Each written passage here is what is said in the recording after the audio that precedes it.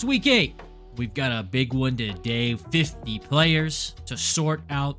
So before Sunday, let's break down these wide receiver rankings for week 8 of the 2024 NFL season. Welcome to E&M Fantasy Football, where I combine industry-leading data, Vegas sportsbooks, and expert analysis to provide you with optimal weekly rankings for the utmost accuracy when setting your weekly lineups in your fantasy football league. I'm writing this on Wednesday night for Thursday's video. Expect more videos every week for the other unit groupings like running back, quarterback, and tight end. Click the playlist for all the rankings for week 8. To start off the top 50 wide receivers this week, full PPR. Tyreek the Freak Hill. He's back. Who is back? He's not wearing a Guardian cap. Vegas doesn't care. 87 over under. Highest of the week for anyone in week 8. Oh, baby. A.J. Brown, 78 over under versus the below average Cincy secondary in the second highest scoring game of the week. Justin Jefferson versus the below average secondary of the LA Rams, tied for the second highest scoring game of the week. And Jamar Chase, 78 over under. 3-point favorites on the other side of the ball against A.J. Brown and the Eagles with an implied team total of 26 points. These guys are the only ones projected by sportsbooks to go for 80 yards or more. Vegas tells us these top 5 wide receivers are in the best position for fantasy in week 8. A tier begins with the other elite wide receivers. Vegas has these wideouts projected for 70 receiving yards each. Cooper Kupp, he is back. This one's easy. Whether he's getting traded or not, he has the best matchup out of everyone in the A tier. The Vikings are 30th against the pass. Him potentially getting traded only gives him more opportunity to show out on Thursday. Lock him in. Drake London, 67 over under. London has went for 70 yards per game this season. They get the 29th worst Buccaneers secondary, who just lost their 2 best offensive weapons. Amon-Ra St. Brown at 7. 72 over under for Amon-Ra. He gets the Titans' 3rd best secondary this week. 5 out of 6 wide receivers went for 60 yards or more against them. St. Brown's averaged 67 yards per game. If Keon Coleman can go for 125 yards last week, Amon-Ra can too. T. Higgins, 70 over under for T. Higgins. 75 yards per game in his last 4 games. The Eagles secondary is 10th best. It's not great, but the Bengals throw the ball at one of the highest clips in the NFL. He should be fine.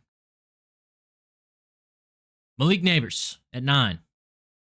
70 over under for Malik. One bad game doesn't take away his 85 receiving yards per contest. 7 out of 7 wideouts went over when facing the below average 22nd Steelers secondary. It's a bit scary for Daniel Jones trying to get the ball out, but don't be scared for Malik. We're going to begin the B tier with more starters, but with projections for about 60 to 65 receiving yards. However, the wideouts in this tier could finish top 10 as well. Jawan Jennings, oh boy. 91 yards per game without Debo or Ayuk. His line is set at 65 yards.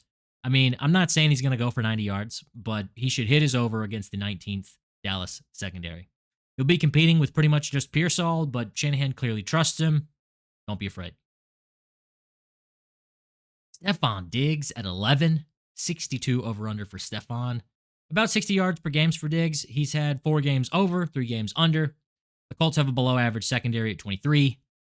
Over 62 yards is enticing, considering his overs were to the tune of 77 yards, 82 yards, 69 yards, and 94 yards, respectively. Brian Thomas Jr., 12. 60 over-under for Brian. He's had 73 yards per game. He's only had 1 game where he didn't hit that over. Packers have allowed all but 1 wideout to go for over as well. He's making Jacksonville look good. Lock him in. And ErvinandM.com. ErvinandM.com is my company my best friend and I started in 2020. We literally make everything ourselves by hand. We have earrings, rings, necklaces, bracelets, tie clips, apparel, and more. Over a dozen curated gemstones and 100 handcrafted products. If you need a gift or something special for yourself, use the promo code in the description, find something you love, and buy it today. Now back to the video. Support me, support you. Buy a gift for someone or something for yourself. Use the promo code. Jalen Waddle at 13. 60 over-under for Jalen from the Ashes, boys. Sportsbooks are indicating an absolute eruption for Miami with the return of Tua Tagovailoa. They face the 26th worst Cardinals pass defense, and Miami is favored by 3.5 points with an implied team total of 25. Oh my goodness. Oh my goodness. Devontae Adams at 14. 58 over-under for Adams. I mean, he should be able to get his 58 yards in this second game with Rodgers and co. 6 out of 6 wideouts have went over against the 24th secondary of the Patriots. It's his best chance to show why they went out and got him. Devonta Smith at 15. 60 over-under. Throw away his last game of -2 yards, and it's been 64, 79, 76, and 84 receiving. He gets the below-average Bengals secondary, where 7 out of 7 receivers have went over. So he should be fine. George Pickens at 16. 61 over-under. I mean, the matchup sucks big time. Giants boast the 6th best pass defense. Having said that, though, Pickens has averaged 68 yards per game, and only twice did he go under in the season. He should be fine. In his first game with Wilson, he went for 111 yards. So, more of that. Which brings us to C tier and higher volatility. Vegas has this group for roughly 50 to 60 yards, but with more concerns capping their ceiling. Jaden Reed, 17.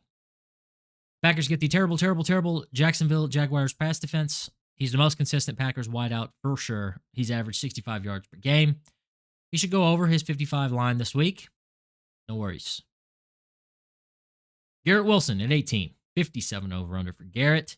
Wilson has went over in his last 3 games. That is a good sign, considering his first 4 weeks were under.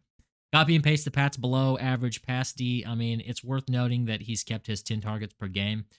But we do need more data to understand exactly how far Wilson's going to slide thanks to Devontae. Zay Flowers at 19. 55 over-under for Zay. 59 yards per game for Zay on average. I mean, I don't know if he'll ever not be volatile. He's only went over 3 out of 7 games. The good news is, though, that the Browns have allowed every wideout to go over since week 2, so he's got a better than normal chance. DJ Moore, 20. 56 over-under for DJ. I mean, the same thing continues with Moore. Only 2 out of 6 games of 70 yards or more. He's averaged 52 yards per game. And even though the Commanders are 12th best against the pass, 5 out of 7 went over. They're barely favored in this one against Washington, but it is a low scoring game this week. Not good. Amari Cooper at 21. 57 over-under for Amari. 5 targets for 4 receptions and 66 yards in his first game with Josh Allen. I mean, that's a good sign. The Seahawks have allowed every wideout not named Tyreek Hill without Tua and Jalen Polk to do just that and go over. He should be totally fine. Terry McLaurin at 22. 55 over-under for Terry. Scary Terry has averaged 65 yards per game. However, the Bears' secondary is scarier. But with his line at 55, I mean, 5 out of 6 wideouts went over against them, so he can totally do it. Deontay Johnson, 23. 65 yards per game in his last 5 games. We're a little low on Johnson this week. Dalton's not been playing well, and things get worse as they face Denver, who is 5th best against the pass. So, not good. Not good. And Tank Dell at 24. This is tragic. We expected with Collins' absence that he would return to form, at least with that injury. And just when he got 9 targets for 57 yards in week 6, he goes out week 7 and goes 0 for 4. So totally brutal.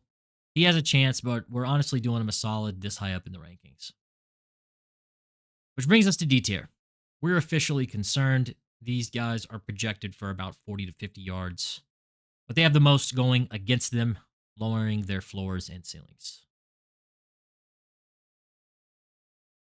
Marvin Harrison Jr.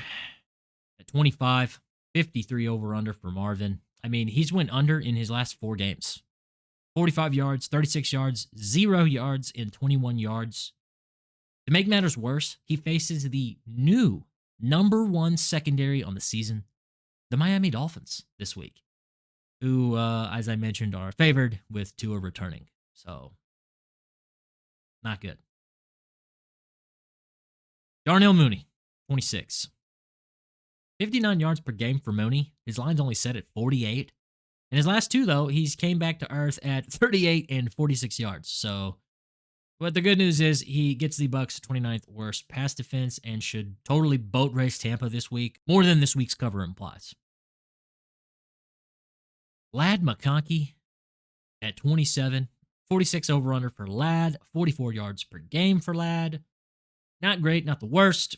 6.5 targets per game is pretty decent, but what's really good is that they face the Saints, who have allowed every single wideout to go over against them with the 28th worst pass defense. So we'll go back to back with Lockett at 28 and JSN at 29. Buffalo's league average against the pass, DK Metcalf appears as if he could miss the rest of the season. And I mean, I've been really optimistic about Geno this season and these 2 receivers, but no, DK is truly devastating to the Seahawks and really lowers both of these guys' ceilings and floors, even Geno's. None of these guys are replacements for DK, and we'll probably see more KW3 and Charbonnet. DeAndre Hopkins at 30. He's the Chiefs' new number 1 wide receiver. Does he still have it? The Chiefs certainly seem to think so, and they are 10-point favorites against the Raiders this week. I mean, fire him up. I dare say, fire him up. They don't have anyone else, so we'll go back to back with these 2 sad shells of them former selves. MPJ at 31 and Josh Downs at 32. I mean, I don't know how much I need to say here. I don't want to bash AR-15. The biggest takeaway for me is the splits with him versus Flacco, but more so the fact that they face Houston's 5th best pass defense this week. They each have nearly 50-yard over-unders this week. Do not take the bait. E-tier. These dudes are set for 40 yards by major sports books. We are desperate. You're desperate here. This is not where you want to be. Romeo Doubs at 33. He's averaged 52 yards per game. His line is set at 41. He could finish higher than this. I mean, how much, though? I mean, if he gets 10 targets again, he could definitely do that. But I wouldn't bet on that, though it is quite alluring that they face the Jacksonville Jaguars secondary. I don't know. It's still a coin toss for me, though. Cortland Sutton at 34, 43 over-under for Cortland. The bad news is in spite of the Broncos playing a whole lot better, Sutton has only went over 40 yards in 3 games this season. The good news, though, is they get the 25th Panthers pass defense, so it's on the table, but I still wouldn't bet on it. Wan'Dale Robinson at 35, 39 over-under for Wan'Dale. 43 yards per game isn't that bad. The slowdown in the rankings. I mean, the Steelers are below average against the pass. He's averaged more than 9 targets per game, which is really good.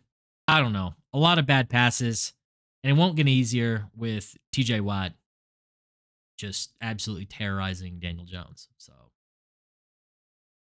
Ricky Pearsall at 36, 30 over-under for Ricky. He should be the firm number 2 behind Jennings. And in all honesty, he doesn't have to do that much to match Brandon Ayuk's underwhelming performances this season. I mean, throw up a prayer and find solace in the Cowboys' below-average pass D. I mean, you could go crazy. Jacoby Myers at 37, 40 over-under for Jacoby. It's kind of a bit unclear if he's going to play. He practiced, so that is a really good sign. He's went over all but once this season to the tune of 55 yards per game, which is pretty good for this low. The only problem is they're absolutely going to get boat raced in this matchup with Kansas City. Very bad. Very bad. Xavier Worthy at 38. 40 over under for Xavier. I mean, it's too bad he only averages 33 yards per game with just 2.5 receptions per game. And to make matters worse, he faces the 8th best Vegas pass defense, and Hopkins is moving into town to further depreciate this guy's value. I mean, I don't know why they're doing this to him. Give him more opportunity. Jordan Addison, 39.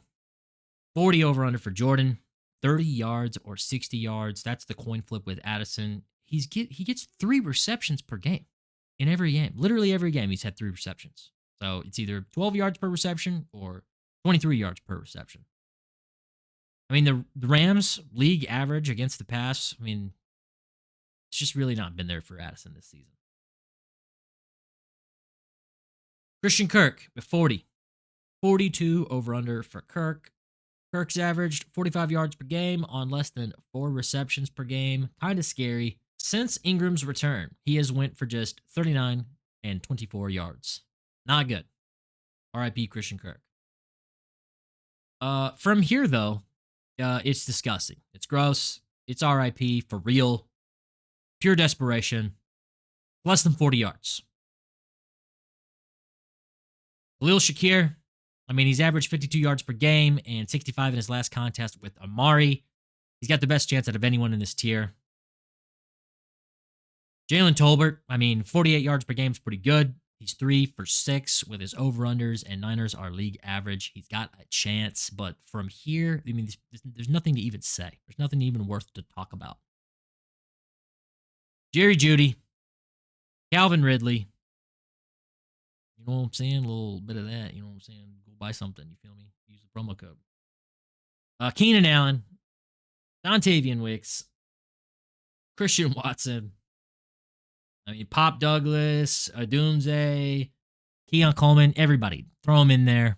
It's pure garbage. I mean, good luck if you have anyone from the E or F tier. I'll put your top wideouts full screen back up now.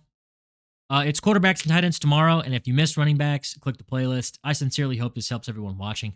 Thank you for watching. Support me. Support you. Subscribe. Turn on post notifications so you can see all the videos each week before submitting your lineups. It's free. So it's a good value. And if you want to support me, check out my store at www.ervinandm.com. I have 2 passions, baby. Fantasy football and small business. We're a 2-man show at E&M, and we take pride in the quality and craftsmanship of our products. Like this handmade Purple Heart tie clip. Stainless steel. ErvinandM.com. Buy one now. Everything's handcrafted from limited stock here in North Carolina by me and my partner. We literally do everything ourselves. We ship anywhere in the U.S. Don't forget to use the promo code. Thanks again if you're still with me. That's the video. Watch some more videos.